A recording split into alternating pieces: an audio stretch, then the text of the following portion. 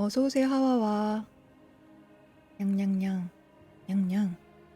아. 방송 정말 오랜만인 것 같아요. 오랜만이에요. 중간중간 방송 킬 각이 있었는데 계속 못했네요. 소식도 들려드릴 겸.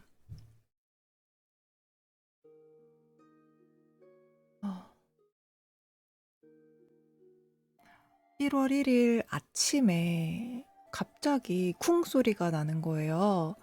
그때 우리 하쿠가 햇빛 쬐는 시간이어가지고 바깥을 보고 있었어. 그러니까 하쿠는 그 장면을 본 거죠. 정확하게.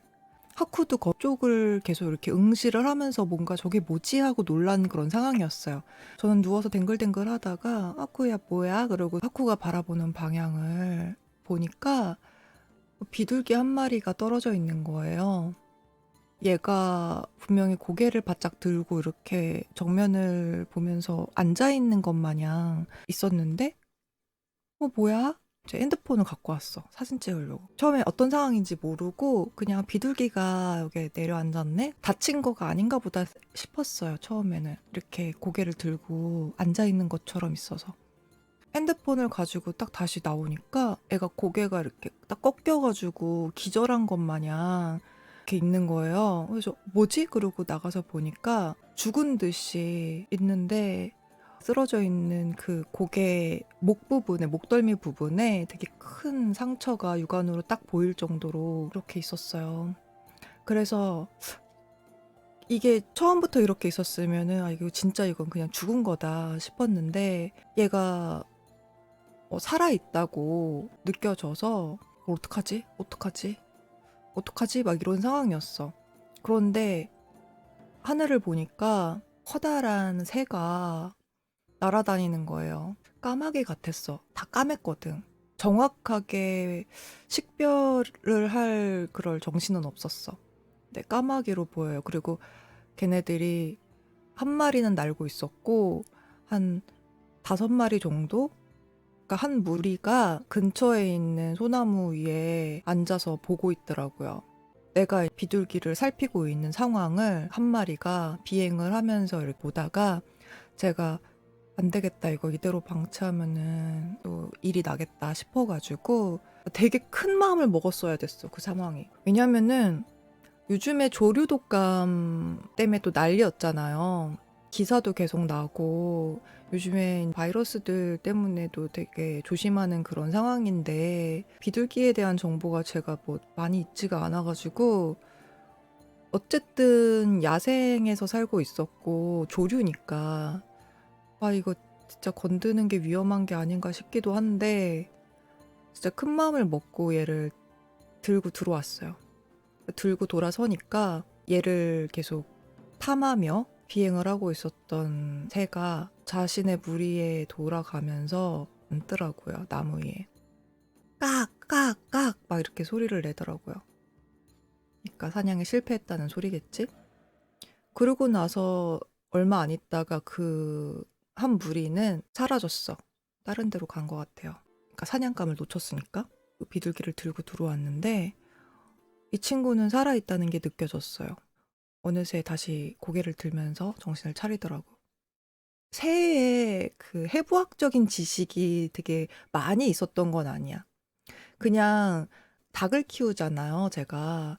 근데 뭐 닭들은 그렇게 막 위험한 상황에 뭐 놓여질 일이 별로 없으니까 뭐 다치지도 않고 건강하게 지냈기 때문에 뭐 닭의 무슨 장기 뭐 그런 거에 대해서 막 그렇게 알아보거나 막 하질 않았었어.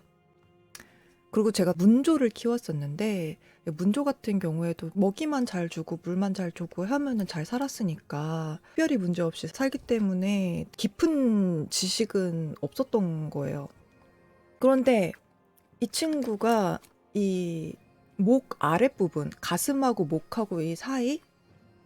그러니까 사람으로 치면은 약간 쇄골 그쪽 부위가 굉장히 크게 상처가 났어요. 많이 찢어졌었어. 그냥 눈으로 보면은 고개 넘기면 그냥 딱 끊어질 것 같이 그렇게 약간 너덜너덜한 그런 상황이었어요. 근데 여기에 무슨 낙엽 같은 느낌? 낙엽 색깔이었거든? 갈색, 낙엽 색깔이었고, 어떻게 보면 모래 같은 느낌? 모래가 왜 걸쭉하게 이렇게 물하고 섞여가지고, 미숫가루? 약간 그런 느낌? 가슴에 붙어가지고 이게 딱 굳어 있는 것처럼 느껴졌어요. 근데 나는 그게 이물질이라고 생각을 한 거야. 뭔지 모르니까. 소독을 하면서 닦아주고 싶었는데 안 닦이더라고요. 녹지가 않더라고. 얘를 내가 힘으로 해서 이거를 닦으려고 생각을 하면은 많이 다칠 것 같았어요. 그래서 건드리지 않는 것이 낫겠다라는 생각에 상자에다가 해가지고 일단은 나는 그땐 그 생각이었어. 이건 못 산다. 이거는 틀렸다. 가망이 없다. 그래서 좀 따뜻한 데서 쉬다가 갈 수 있게 하려고 기다렸던 거예요. 밖엔 춥고 하니까. 근데 이 친구는 시간이 지날수록 더 정신을 차리더라고. 의지가 있어 보였어요. 비둘기가 뭘 먹는지를 모르겠는 거예요. 그래서 막 검색해보고 하다가 뭐 지금 당장 내가 얘한테 해줄 수 있는 게 뭘까 싶어서 우리 꼬꼬들이 먹는 사료 그 모이를 가서 조금 얻어왔어. 그거를 당연히 못 먹었던 거야. 당연히 못 먹는 건데 혹시 몰라서 그걸 주고 물을 줬어요. 근데 물을 처음에는 얘도 피곤했으니까 먹질 않다가 다음날 아침 되니까 물을 좀 먹더라고요. 물을 먹는 흔적이 보였어. 근데 가슴에, 그러니까 물을 이렇게 마시면은 식도를 타고 흡수를 해야 될 거 아니에요. 환부, 가슴이 찢어져 있는 그쪽으로 물이 다 질질 새는 거야. 누수가 나는 거예요. 먹는 대로 이렇게 밖으로 좀 나오는 것 같더라고. 그래서, 아, 얘가 식도 부분 어딘가가 잘못됐다 싶었어요. 그리고 얘가 어떤 구조로 되어 있나 좀 찾아서 봤었거든요. 모이 주머니 부분이 터진 것 같았어요. 정확하게 그게 어떤 기능을 하는지는 잘 몰랐어. 어떻게 하지 하다가 큰 결정을 했죠. 막 이래저래 찾아봤어. 찾아봤는데 새들 키우는 사람들도 있잖아요. 그래서 이 사람들은 어딜 가나 했는데 이게 새들은 특수동물 전문 병원이 또 따로 있더라고요. 앵무새라든가 뭐 이런 새들 키우는 사람들이 가는 우리 지역에는 그런 특수동물 보는 병원은 검색이 안 됐어요. 다 이제 다른 지역에 있었고 혹시 몰라서 우리 애들 갔던 병원 몇 군데를 전화를 했어. 그래서 조류 혹시 보나요? 하고 알아보는데 조류는 안 본다고 말씀을 하셨어요. 그래서 어쩔 수 없으니까 알겠습니다. 그러고 끊고 다른 병원에 전화를 한 거예요. 그랬더니 조류는 안 보는데 그냥 우리 조류 안 봐요 그러고 끊는 게 아니라 어떤 새냐고 물어보고 어떤 상태냐고 물어보고 그래서 조금 희망을 가졌어요. 그래서 다쳤다. 부상이다. 얘는 약간 그런 거 있잖아.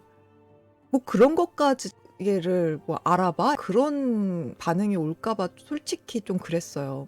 얘 야생 비둘기.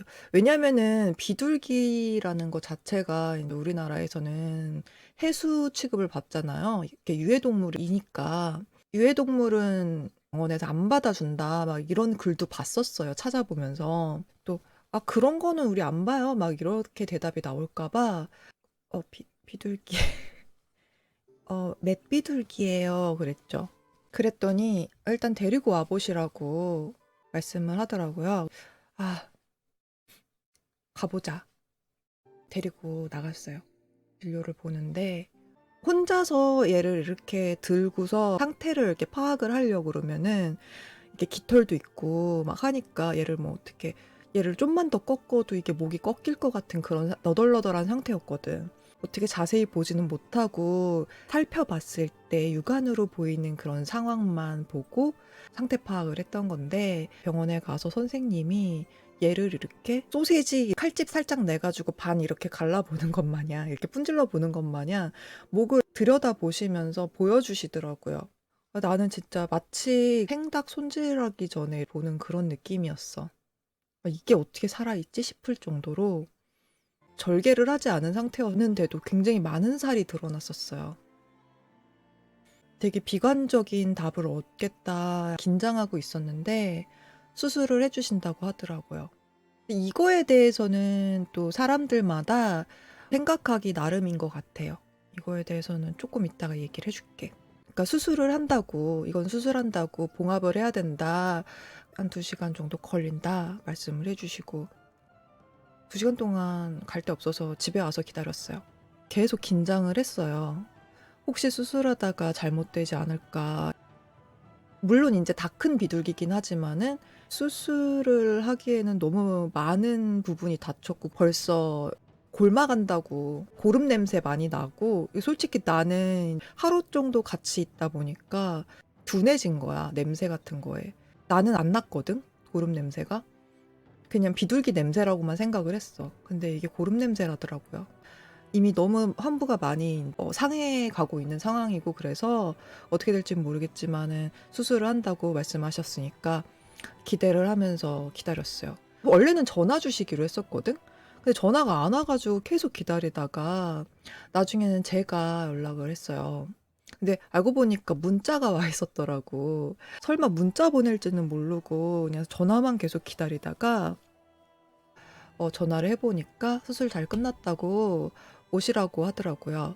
병원에 가 봤어요. 비둘기를 만났죠. 그 소낭이라는 부분이 있더라고요. 소낭이라는 부분은 모이 주머니예요. 모이를 이렇게 저장 그 병원에서는 인제 전문적인 새 병원이 아니라서 그쪽에서 말하는 게 맞는진 모르겠지만 저작을 하는 그런 기능을 한다고 하는데 제가 인터넷으로 찾아봤을 때는 저작하고 소화시키는 능력은 없는 걸로 보였어요. 모이 주머니에서 한번 모이를 담았다가 거기서 위로 넘어가서 위에서 소화를 어느 정도 시키면서 밑에 있는 모래 주머니에서 우리 왜 닭똥집이라고 하잖아요. 그 모래 주머니에서 이렇게 자기가 삼켰던 돌 같은 걸로 저작을 한대요. 그러니까 돌멩이 같은 걸로 소화를 시킨다 뭐 이런 걸로 봤어요. 일단 인터넷에서 확보한 정보는. 근데 어쨌든 제가 상상했을 때는 그거였거든요. 저 떨어지지 않는 낙엽 같은 그 미숫가루가 눌러붙은 것 같은 그 느낌의 그 질감의 그 이물질이라고 생각했던 거가 아무래도 소낭 주머니가 터져서 밖으로 찢어져서 돌출이 된 게 아닌가 싶긴 했었거든. 그 부분이 맞는 것 같더라고요. 일단 소낭이 터져서 너덜너덜해져 있는 상황이었대요. 얘네들을 기워 가지고 이렇게 꼬맸대요. 꼬매고 바깥을 봉합을 해야 되는데 새들이 피부가 되게 얇다 그러더라고요. 피부가 되게 얇고 그 깃털들이 박혀 있어서 이게 꼬매도 살이 찢어진대요. 그래서 바늘로 봉합하는 건 힘들고 그걸 그 피부 밖에 거즈를 대서 고정을 시켜 가지고 살이 생성되는 이제 그 밖으로 이렇게 응고가 될 거 아니에요? 딱지 마냥 응고가 되는 걸 유도를 해 가지고 상처가 크게 남더라도 걔네들끼리 딱지가 지면서 살이 붙는 거를 기대를 해 봐야겠다. 그렇게 말씀하셨었어요. 되게 좋은 말을 많이 들었어요. 그래서 되게 기대를 많이 했었어. 많이 다쳤고 진짜 이거는 죽어도 이상하지 않을 만한 죽는 게 당연할 만한 그럴 부상인데 얘가 지금 살고자 하는 의지가 굉장히 강한 것 같다. 그래서 마치 전장에 나가 있는 장군 같다. 막 이렇게 말씀을 해주시는 거예요. 막 이렇게 크게 다치고 막 이렇게 다 찢어지고 했는데도 나는 위장 정도 이렇게 다 터지고 찢어진다고 해도 괜찮다, 당당하다, 막 이런 것처럼 애가 버티고 있다. 그래서 되게 애가 멋있다. 이렇게 말씀해 주시면서 새에 들어온 길조라고 생각을 한다고 좋은 일이 있을 거라고 그렇게 말씀을 해 주셨어요. 그러면서 솔직히 얘가 산다. 이렇게 보장은 못 한다. 그건 저도 인지를 하고 있었던 부분이거든요. 왜냐하면 얼마나 다쳤는지를 알고 있었으니까. 그치만 노력해 보는 걸로 우리가 최선을 다했던 걸로 만족을 하는 걸로 해보자. 이렇게 말씀을 하시면서 저도 한 수술비 한 2-30만 원 정도는 나올 거라고 예상을 하고 갔었거든요. 그 정도 나왔더라고. 일단은 선생님께서 개인적으로 기르면서 취하고 하는 애가 아니고 처음 본 애를, 그러니까 야생새를 구조해서 하는 좋은 일이니까 반을 부담을 해주시겠대요, 원장 선생님께서. 반만 내고 가세요. 그래가지고 혜택을 받으면서 수술을 마치고 왔어요. 그리고 다음날 오라고 했어요. 드레싱을 한다고. 그 다음날 가서 붙여놨던 거즈를 떼고 연고 치료를 했어요. 연고 많이 바르고 항생제 약도 타왔었고, 그 다음에 연고 처방도 받아와서 아침 저녁으로 약 먹이고 연고 바르고 뭐 이러는 걸 했었어요. 애가 수술을 크게 했기 때문에 첫날은 물도 주지 말라고 하더라고요. 그리고 둘째 날부터 유동식 같은 거 있잖아요. 되게 묽은 거, 이유식 같이 약을 주사기로 투약을 했거든요. 이렇게 묽게 해가지고 그런 방식으로 얘가 안 먹는 것 같아서 계속 주고 했는데 양이 아무래도 체력이 부족했던 것 같아요. 한 6일 정도 버텼어. 1월 1일 날 아침에 저한테 오게 돼가지고 같이 지내게 됐는데 금요일 날 아침에 떨어져서 토요일 날 수술을 하게 됐어요. 토요일 날 수술을 하고 일요일 날 이제 드레싱을 하고 그 다음에는 3일 뒤에 오라고 그러시더라고요. 수요일 날 오라 그래가지고 치료를 받는데 그 전날부터 오늘 넘기기 힘들겠다 이 생각이 들었어요. 그 전까지는 진짜 기대 많이 했었거든요. 아, 이 친구는 살 수 있겠다 막 이렇게 생각이 들어가지고 문조들 키우던 새장이 있어서 그것도 깨끗이 닦고 준비를 해놨어요. 얘가 완치가 되고 좀 어느 정도 건강을 찾으면 같이 키워야겠다 이 생각을 했어요. 얘가 많이 부상을 당한 상태고 그래서 목소리를 못 내더라고요. 우는 소리를 한 번도 들어본 적이 없어요. 새에 대한 정보를 찾다 보니까 새는 성대가 없다 그러더라고요. 성대가 없는 대신에 그 기관이 있는 그 위치가 정확하게 공격을 당한 거죠. 그쪽이 심하게 훼손이 된 상황이라서 얘가 소리를 내지 못하는 것 같더라고요. 그래서 소리도 못 내고 이제 모이 주머니도 많이 제 기능을 할지, 그러니까 위 축소 수술하는 것 마냥 이제 모이 주머니도 작아진 거죠. 근데 그런 상황에서 얘가 다 완치를 해서 야생에 어느 정도 적응을 할지 그거는 모르는 거라서 얘가 완치가 되면은 같이 살기 위해서 준비를 했던 거예요. 아, 근데 얘가 이게 체력이 모자랐나 봐. 점점 응아의 양이 되게 줄어들고 어느 순간에는 얘가 두 발로 이렇게 딱 당당하게 이렇게 서 있기가 힘들고 주저앉더라고요. 주저앉으면서 중간중간 고개를 도리도리해요. 도리도리 하는 게 얘가 정신줄을 잡으려고 이러는가 보다 싶더라고요. 근데 이제 나중에는 되게 많이 지친 상태였고 이제 병원에 가서 치료는 받긴 받았는데 선생님이 힘들 수 있다. 그리고 파상풍이나 뭐 이런 종류의 그런 위험도 그렇게 해서 폐사가 되는 경우도 있다. 근데 뭐 그런 거는 뭐 사람도 마찬가지잖아요. 작은 상처에도 뭔가 균이 감염이 되면은 화상풍에 걸릴 확률도 있고 막 그런 건 있는 거니까.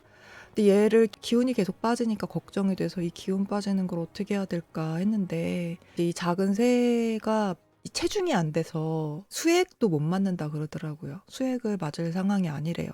애가 너무 체중이 안 돼서. 결국에는 억지로 그냥 먹여야 되는 상황이었어요. 고형 식사를 조금씩 해보라고 하시더라고요. 뭐 달걀 노른자 같은 거, 단백질 같은 거를 좀 줘보는 게 좋겠다 하셨어요. 그 목 아랫부분이 터진 상황이니까 치료할 때도 항상 이렇게 뒤집어서 눕혀놓고서 치료를 했어요. 근데 이제 수술할 때는 마취를 했지만은 치료할 때는 마취된 상황이 아니었기 때문에 이 친구가 이렇게 버둥버둥하죠. 근데 이제 마지막 치료를 받았을 때는 이렇게 기운이 없으니까 버둥버둥 하는 것도 많이 줄었어요. 치료 마치고 테이블 위에 두셨는데 되게 마음이 애잔한 그런 게 느껴졌던 게 그 힘없는 비둘기가 진짜 앉아있기도 힘들어하던 애가 그나마 그 병원에서 의지할 아는 사람이 나밖에 없는 거야. 저를 보고서 아장아장 걸어오더라고요. 이렇게 뒤뚱뒤뚱 하면서 저한테 이렇게 다가오더라고요. 그 며칠 같이 있었다고. 그래서 제가 두 손으로 이렇게 날개 있는 데를 이렇게 싹 덮어줬어요. 감싸줬어요. 그랬더니 이제 안심된 것 마냥 이렇게 안겨 있더라고요, 손에. 그리고 집에 오는 길에 계란을 사가지고 집에 와서 계란 노른자를 줬는데 당연히 못 먹지.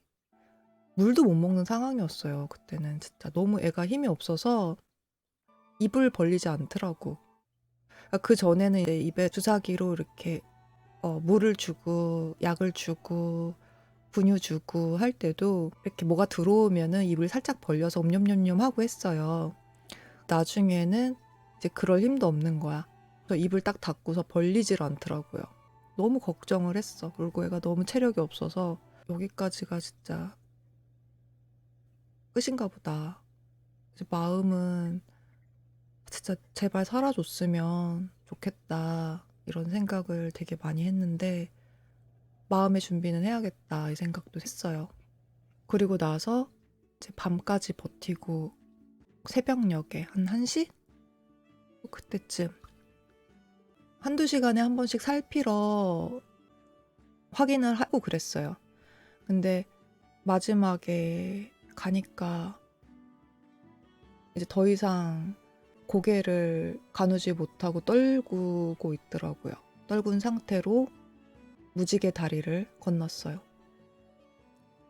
되게 많이 아쉬웠어요. 알고는 있었어. 얘는 힘들 거라는 건 알고 있었어요. 근데 얘가 나한테 보여준 그 의지 있잖아요. 살고자 하는 의지. 제가 유튜브에 올렸던 거는 떨어진 다음 날에요. 그 수술할 때 그때 올렸던 거예요. 수술하는 거 기다리면서. 그러니까 병원을 알아보기 전 이야기인 거죠. 얘가 이제 물을 좀 마시는 것 같고 날갯짓을 하는 걸 봤어요. 하쿠를 딱 보더니 날더라고요. 놀래가지고. 그래서 날 수 있겠다 생각이 들고 얘는 솔직히 가망이 없겠다. 지금 갖고 있는 이 체력 가지고 빨리 자기 식구들한테 가야겠다 이 생각밖에 안 들었어요. 내 눈에는 얘가 하루 이틀 버티면은 잘 버티는 거라고 생각을 했기 때문에 그냥 네가 날 수 있는 힘이 있을 때 빨리 집으로 가서 비둘기에 대해서 알아보니까 되게 또 새로운 것들을 알게 됐거든요. 이제 비둘기는 평생 한 번 짝을 이루고 그 짝이 상대방이 죽기 전까지 둘 중에 하나가 죽기 전까지 절대 다른 새하고 가족을 갖질 않는다더라고요. 그리고 비둘기는 텃새거든요. 한 곳에 계속 머물면서 살고 있는 이동을 하지 않고 계속 그 동네에 사는 그런 친구들인데 우리가 봤을 때는 비둘기가 막 수십 마리, 수백 마리가 막 같이 떼를 지어서 다니는 것 같지만은 비둘기는 이렇게 약간 부족 사회 같은 그런 게 있는 것 같더라고요. 그래서 한 집단에 20마리 이상을 넘기지를 않는데요. 그 한 집단에는 한 가족 단위, 그러니까 걔네는 20마리. 그래서 다른 집단에서 들어오고 그러면 이제 싸우는 거죠. 그러니까 받아들이질 않는 거죠. 그래서 우리가 되게 오해하는 그런 게 있어요. 저도 처음에는 오해를 했다고 했잖아요. 비둘기한테 AI 옮으면 어떡하지? 내가 지금까지 코로나를 피해서 이렇게 집에서 짱 박혀서 살아가고 있는데, 가족도 안 만나고 살아가고 있는데, 진짜 내가 비둘기 한 마리 구하자고 어떻게 잘못되면 어떡하지? 이런 걱정을 초반에 안 한 건 아니에요. 그래서 거기에 관한 걸 되게 많이 찾아봤어요. 그랬더니 참새나 비둘기 같은 친구들은 기본적으로 AI에 대한 면역이 있대요. 그리고 보통은 AI를 옮기는 친구들이 철새 친구들이잖아요. 철새 친구들이 많이 이렇게 옮기는데 이 친구들하고는 그 유대 관계를 맺을 일이 없기 때문에 가능성이 많이 없는 것 같더라고요. 만약에 비둘기나 참새 같은 친구들이 AI에 걸린다 그러면 이제 난리가 나겠죠? 어마무시하게 많은 데다가 계속 머무르는 친구들이니까.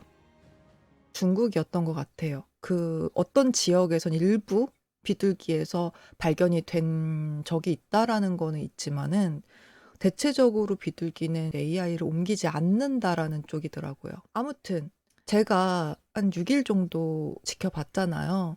근데 이 친구가 배변이라든가 섭식에는 장애가 있었지만 이제 자기가 기존에 사고 이전에 먹었던 거가 굉장히 많았나 봐요. 이제 한참 동안 제대로 된 배변을 봤는데 배변이라든가 호흡기, 독감이잖아요. 조류 독감이잖아. 호흡기라든가 이런 거에 문제가 전혀 없었어요.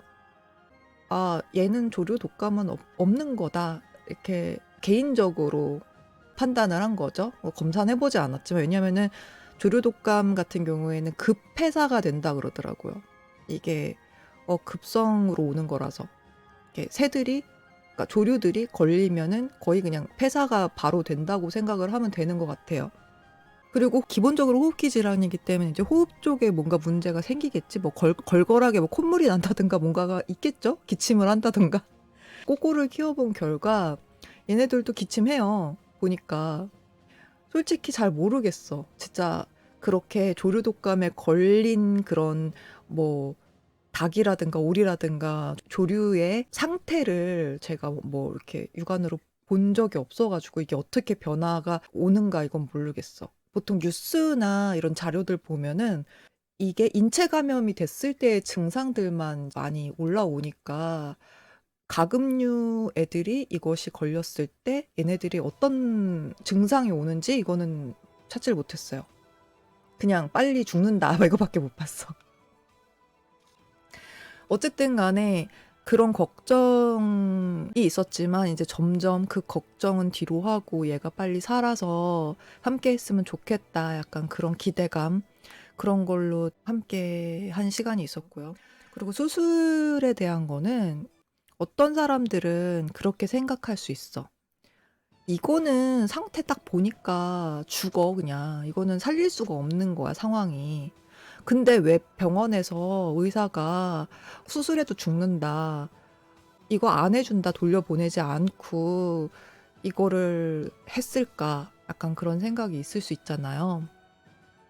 제 생각엔 그래요. 물론 돈 벌려고 막 진짜 되도 안 되는 그런 수술을 강요하고 막 수술비 막 뻥튀기 해가지고 받고 그럴 수 있어. 그런 사람들도 있을 거 아니에요. 근데 뭐 모든 사람들이 다 그런 생각으로 수술을 해주지는 않을 거라고 생각해.